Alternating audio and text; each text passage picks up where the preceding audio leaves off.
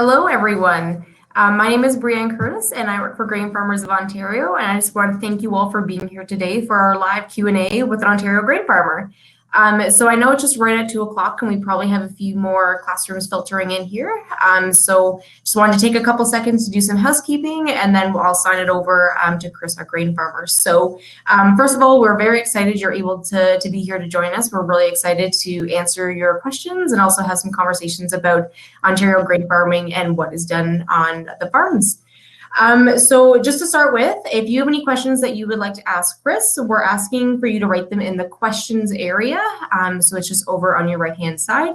So just type them in there and he'll be able to see them and answer them in that sense.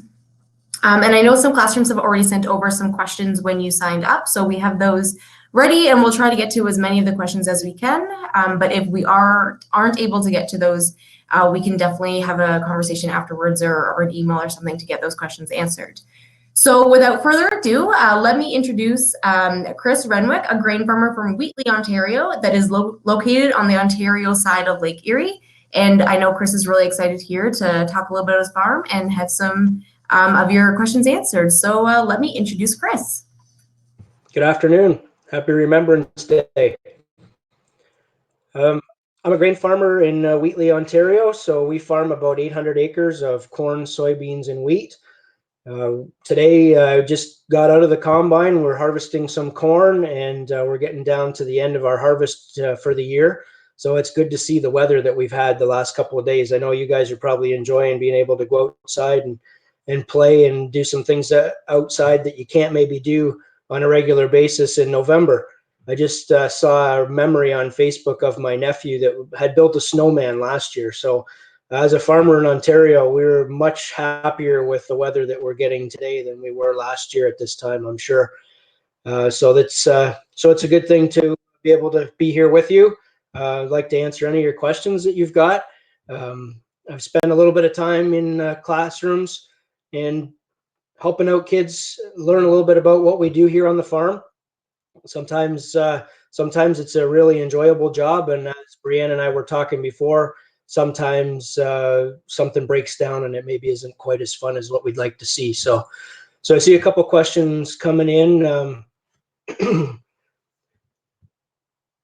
So when you're driving the tractor and planting the seeds with the tractor, how do you not run over the plants or the seeds that you have already planted?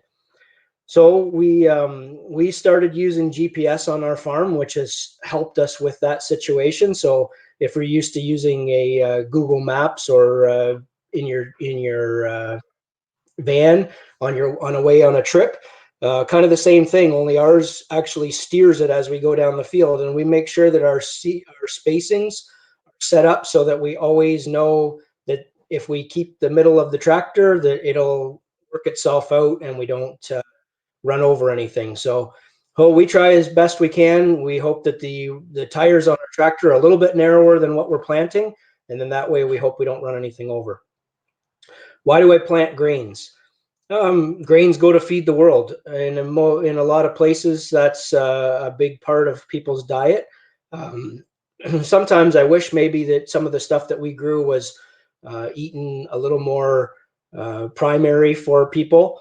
But ours usually has to be processed in some way, and so that's the soybeans and corn and wheat have to be processed, whether it's bread or crackers or something like syrup that goes into something like ketchup.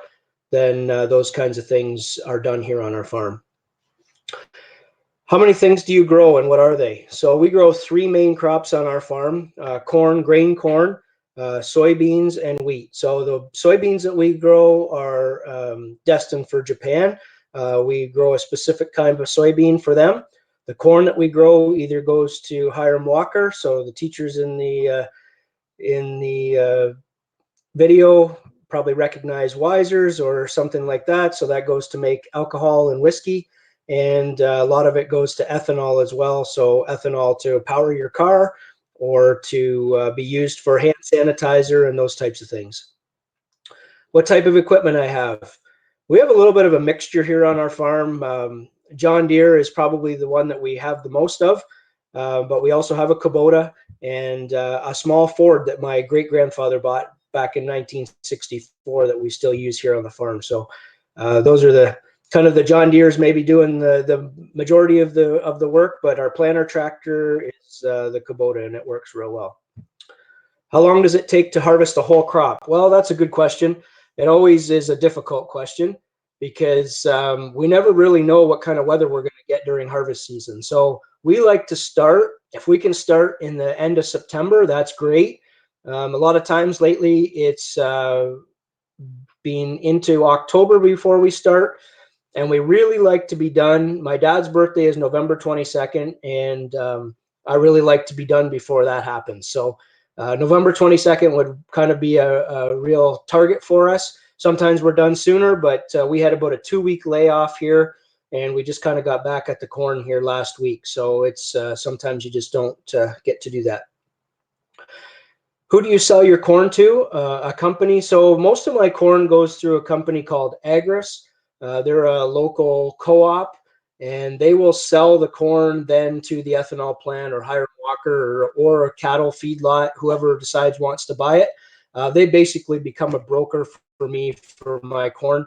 I don't sell direct to any end user. Usually, we have in the past once in a while, but usually it goes through some sort of broker. They take it directly to the company. So Greenfield Ethanol, Hiram Walker, 2 of our bigger customers, and wheat will go to Anderson sometimes, or and it'll go over to Michigan or Ohio once in a while. Why did you want to become a farmer? Well, I guess I grew up with it. My family has been farming on this farm where I live since 1820. So we had an opportunity to farm here for 200 years. I'm a 7th generation farmer, and I hope that my son or my kids become the 8th.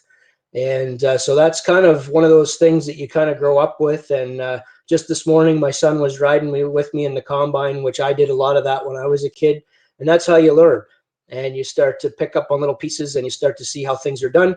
And it's one of those things that you probably either like or you don't. So if you don't like farming, I had 3 brothers, none of them farm with me. And so it's one of those things that sometimes you like it and sometimes you don't. And I really enjoy it. So I like to make sure I'm out there on the farm. So how is it like to farm in Ontario with all the animals and weather? So we don't have a lot of animals here on our farm.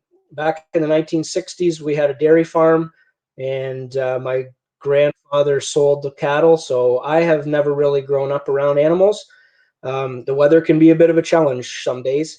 When it's nice and rainy in end of April and early May, and you guys don't really want to go outside because it's kind of mushy, that's when we're trying to get into the field, and that makes it a little bit tough for us.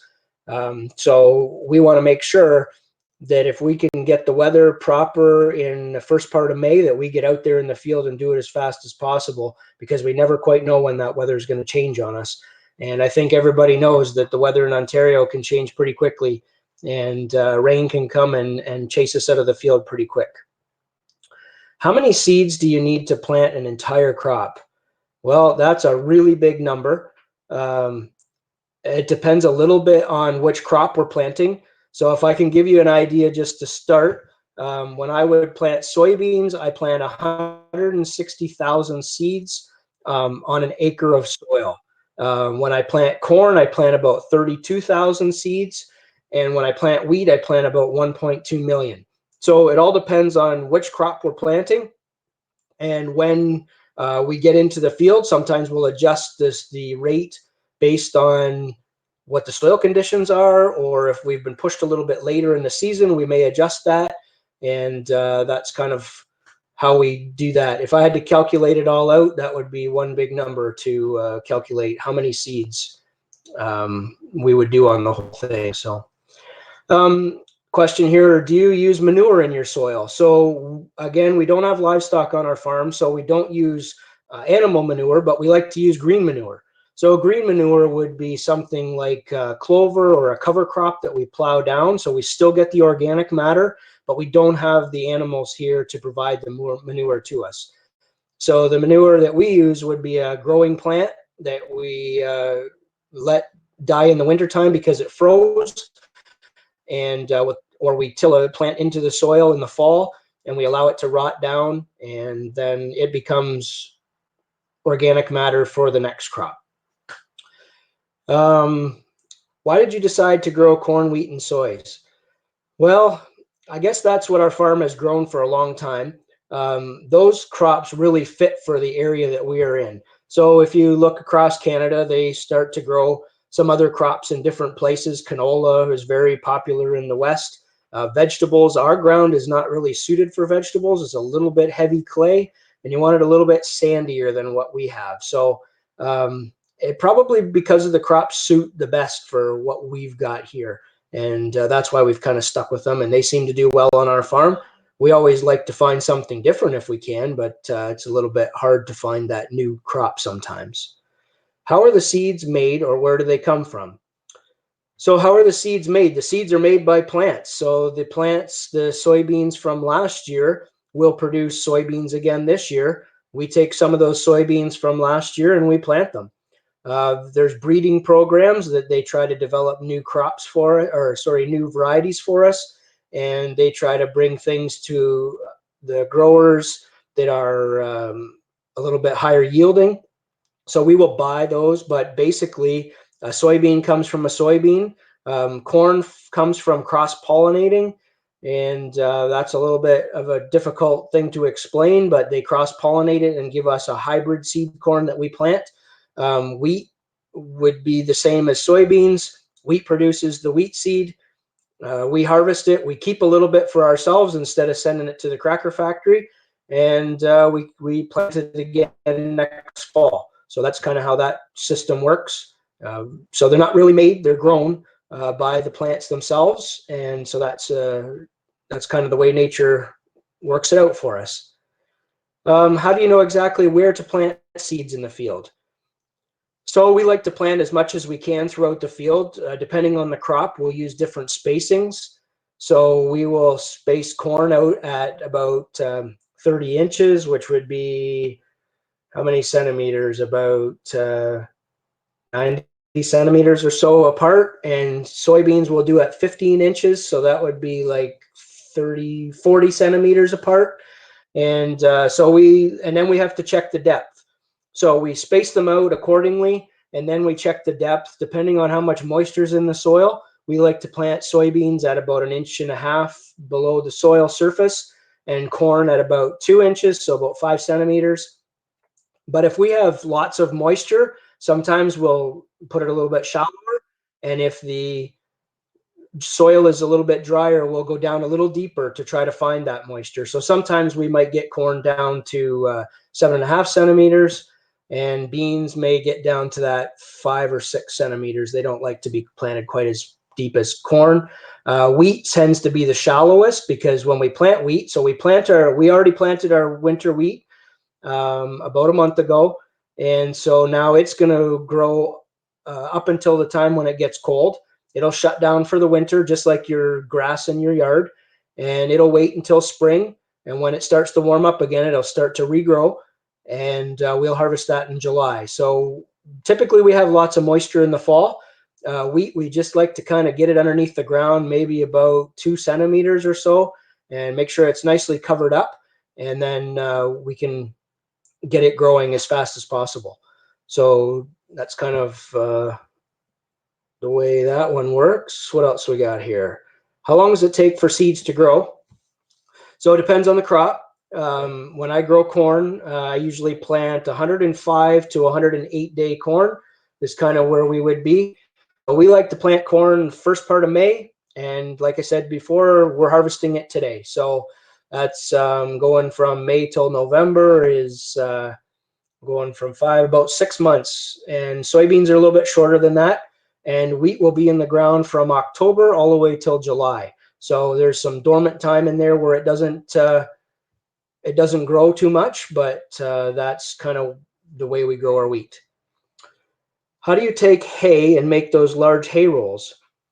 So we call those bales. We don't grow a lot of silage, or because we don't have livestock on ours.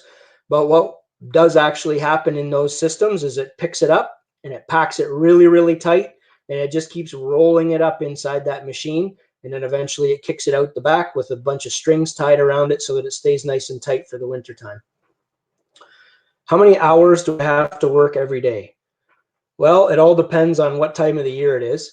Some times of the year, maybe it's 4 or 5 hours where you're looking at the grain markets, marketing some grain, trying to make decisions on what you're going to do, ordering some seed, those types of things in the office. And when it gets into harvest and planting season, sometimes it's 14 to 16 hours a day. So it all depends on what the weather's doing for us. If we have some nice weather and it's time to plant or time to harvest, we're out there going as much as we can. And then we go back to the winter time when it's maybe not so much going on, and maybe it's machinery maintenance and stuff like that that's going on around our farm. So that changes as the days go on, but that's kind of where we are. How many people work on your farm? So my dad and I tend to do most of the tractor work. And then we have my wife and my mom and my kids are kind of around too. And my wife does a lot of the bill payment and looks after the books, keeps me on track.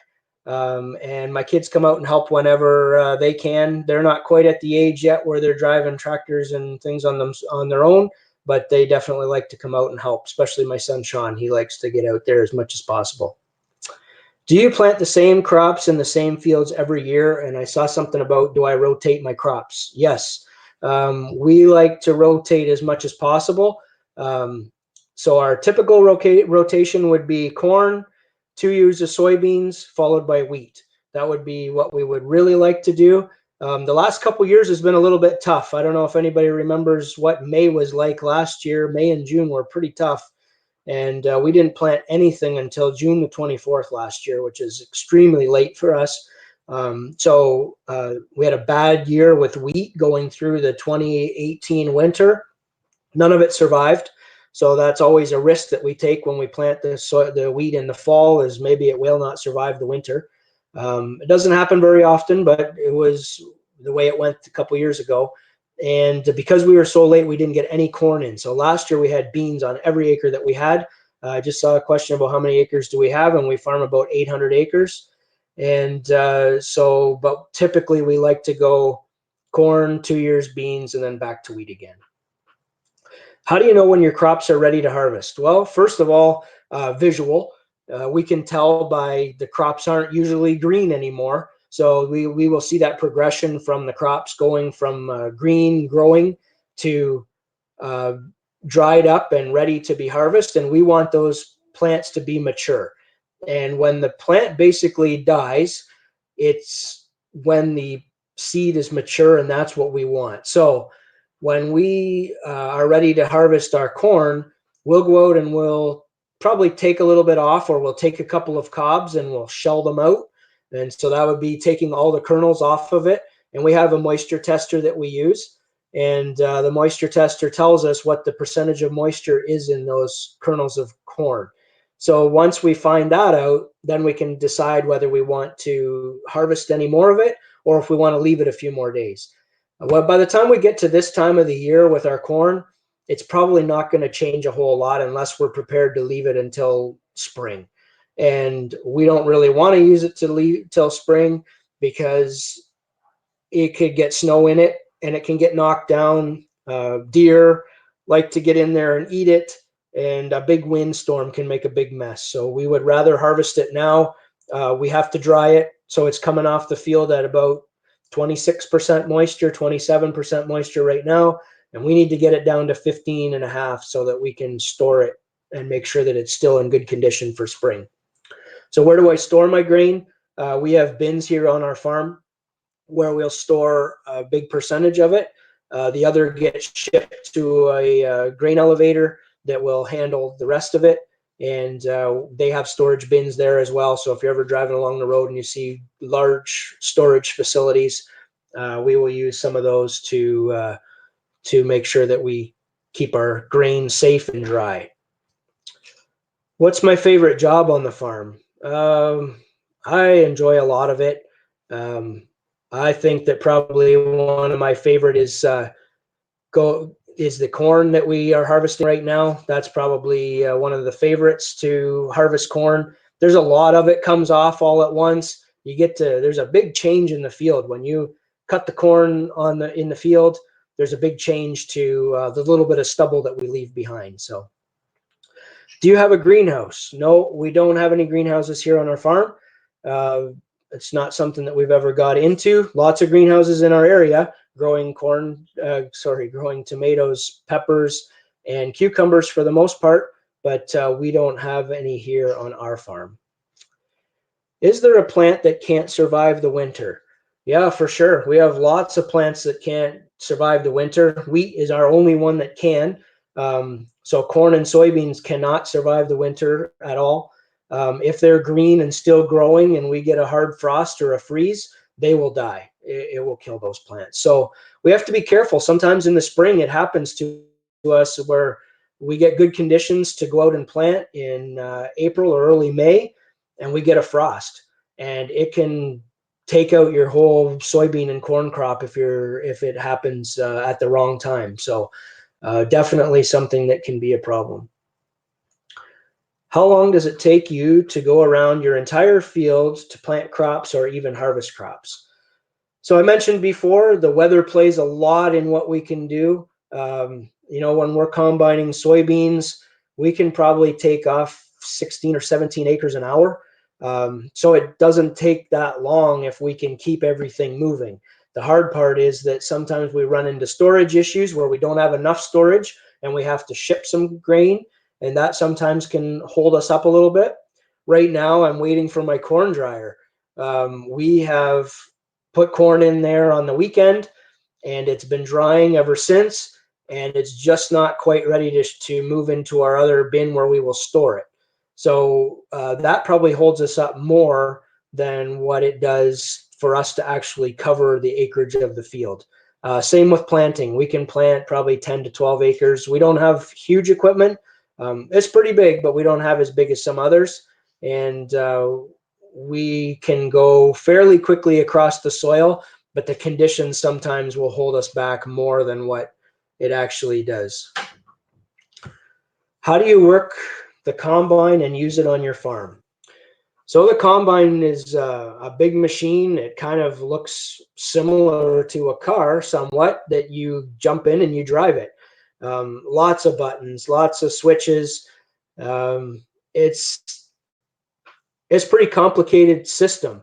If you look at what it does, it takes a crop that's just standing there in the field and takes all the stuff that we don't want to go into the bin and throws it back out on the ground. And it's pretty amazing how that has happened, the way things have gone. If I look back at my ancestors that used to have to cut by hand, or they used to have to cut and roll it in the field, or they used to have to bring corn in on the ear and then they'd shell it out after. It's pretty amazing how we can drive across the field at 4.5 miles an hour, or is that about 7 kilometers an hour probably?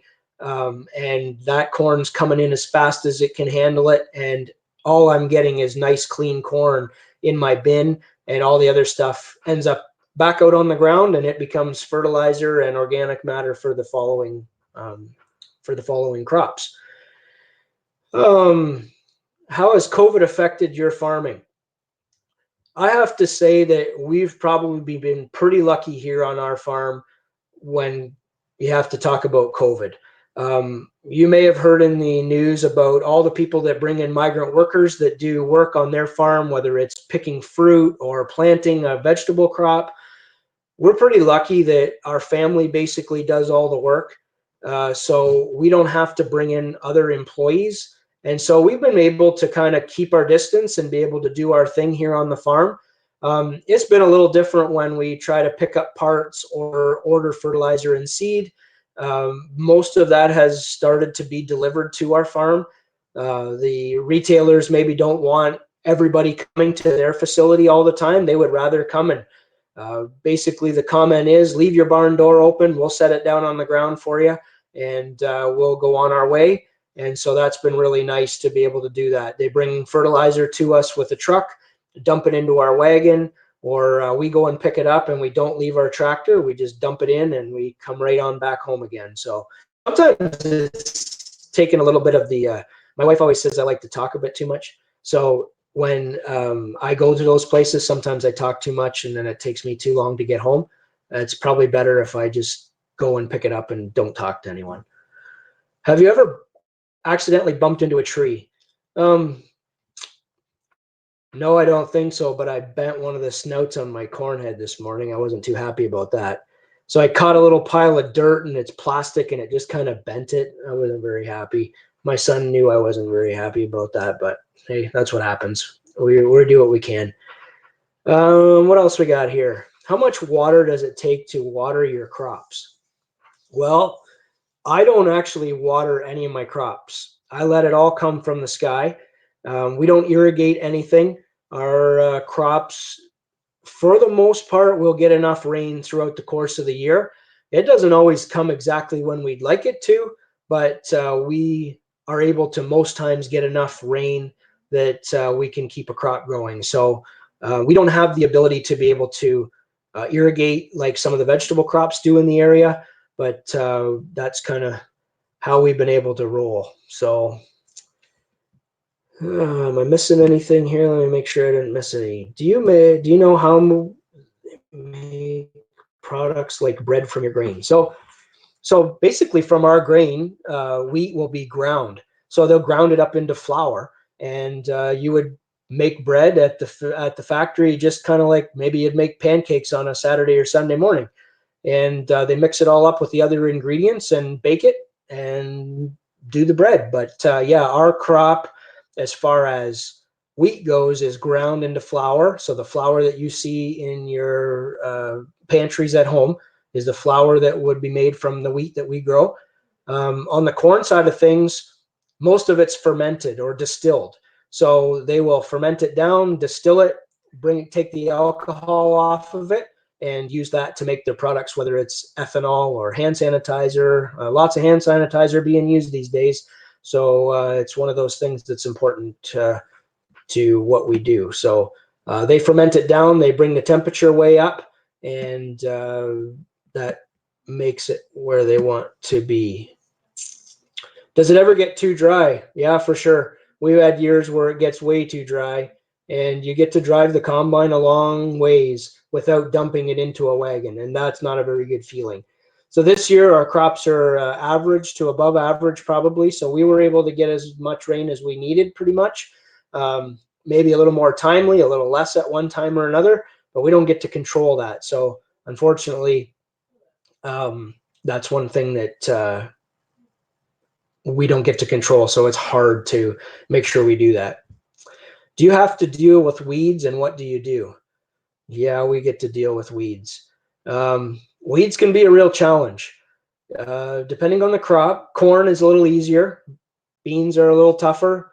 Wheat's not too bad. It kind of chokes everything out and it's pretty thick, so it's pretty good.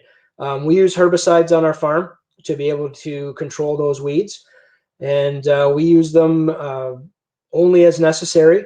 When we find something that's on our farm that shouldn't be there, or before we plant the crop, we'll go in with the herbicide application and make sure that we clean up whatever's not there. Some of the reasons we do that is we can get things like nightshade that have nice purple berries on them. And if I squish those into my soybean crop, it will stain them. And nobody will like to buy them because they're now all of a sudden they're purple instead of the nice white creamy color that they're supposed to be. So we want to make sure that that doesn't happen. Also, weeds can take away some of our yield. So we want to make sure that we use herbicides when they're necessary. We apply them sparingly. They're expensive. It's not something that we like to spend a whole lot of money on if we can. I'd much rather spend my money on other things than herbicides, but they're a very important tool in what we do. What's the biggest accident you've had on your farm? Well, we try to take safety pretty important around here, but in 2015, we had a combine that burned, and not a very good experience. I happened to be driving it. The wind was blowing really strong. I couldn't smell the smoke, and all of a sudden my combine stopped running. Couldn't figure out what was going on. I opened the door and got out, and when I looked back, I could see flames. And so basically we walked away from the combine, and that was probably the biggest thing that we've had, I guess, accident-wise on our farm. We have other minor things that happen, but we try to make sure that we're pretty safe around here, and especially with kids around, we want to make sure that we're as safe as possible. Which is your most profitable harvest? Corn typically is the most profitable for us. It requires a little more inputs, so a little bit more expensive to grow. It requires a little more time and effort. And so we get rewarded with that a little bit by being a little bit more money for us. But the soybeans is a little easier to grow. Doesn't maybe necessarily yield as much into our pockets at the end of the year. And wheat, I would say, is maybe probably the least profitable. But wheat's very important in the rotation of our crops. And if we don't grow wheat, we find that our other crops don't grow well. So we use wheat as a boost to the other crops. It gives us an opportunity to use some cover crops, look after some of the weeds that may be in the soil, and we are able to keep that rolling along. So Brianne's stepping in here. It looks like maybe she's had enough of me talking. No, no. I'm sure you could talk all day about everything you do on your farm, and I know probably everyone here would love to hear that. But unfortunately, we are out of time here today. So I just wanted to thank you, Chris, first of all, for taking the time out of your day to join us. I know you're in the middle of a pretty busy corn harvest season, so I know you're in the middle of a day and you got work to do, so we don't want to hold you up. And I also want to thank everyone who was able to join us today, all the teachers in classrooms. Those are some wonderful questions. And I know we weren't able to get to all the questions. I think we got most of them, but I know there was a couple we didn't get to. So feel free to either send us an email and we can answer that question, or join us tomorrow or Friday for our other two live Q&As that we're having as well. So just an overall big thank you to everyone for joining us, and we just hope you have a wonderful day. Thank you. Have a good day.